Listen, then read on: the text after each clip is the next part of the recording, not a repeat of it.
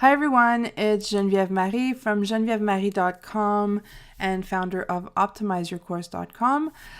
In today's video, I'm going to address questions about subfolders and subdomains. These are questions that I often get when people are trying to use OptimizePress, when they already have an established site with a theme that might not be compatible with OptimizePress, or if they simply want to create their membership site or online course in a different site without having to get a whole new domain. So the way to do this is to either set up a subdomain or a subfolder.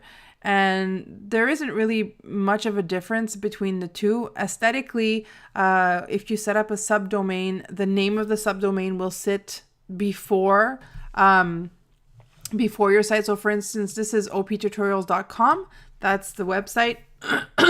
That's my domain. If I was to create a subdomain called demo, it would sit before the optutorials.com. So it would say demo.optutorials.com. And if I set up a subfolder, it would sit at the end of the .com. So if again I create a subfolder called demo, then it would be optutorials.com/demo. So I actually have a few subfolders created on this domain, and I can show them to you by just going to my databases, because ultimately that's when you create a subfolder, you're creating a new database. And if I come down here, you can see that I've got my OP tutorial live trainings, and I've got a new one that I created recently for a different purpose, and it's called, it's been automatically named WP215, but I can tell you for a fact that it's called Demo. So here's how you go ahead and create this for yourself should you be needing to create a subdomain or a subfolder. So we'll start with the subdomain. So you need to be able to have access to your control panel, and you want to make sure that you back up everything just in case you do a big boo-boo, but hopefully that won't happen. So I'm going to click on subdomains, and it's really just as easy as this. So I want to create a subdomain.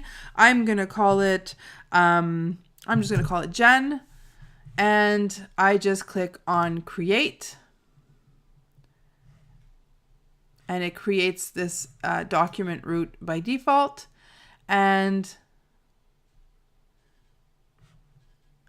there it is. I get my success message. It's been created. So if I go back, now I can see that I've got a subdomain called Jen on my optutorials.com domain. Now, if I want to create a subfolder, the way to do this, again, is not by going in here. It's by creating a new WordPress install. So I click on WordPress, and then I click on Install Now. And so here's where I change the name of my subfolder. So let's call my subfolder Jen, and it's going to sit on my site. So you can change the name here, or you can change it in WordPress once it's installed. By default, you can leave, I never leave it to admin. So we're going to change it to WP administrator. Normally I give it a better name than that. And I'm just going to use this and hide it, and then I'm going to say install, and it should take a little bit. Whoops, the directory you typed already exists. Oh, okay, right, because it's the directory that I used for my, so how about I just call it my name, and then I do the same thing, install.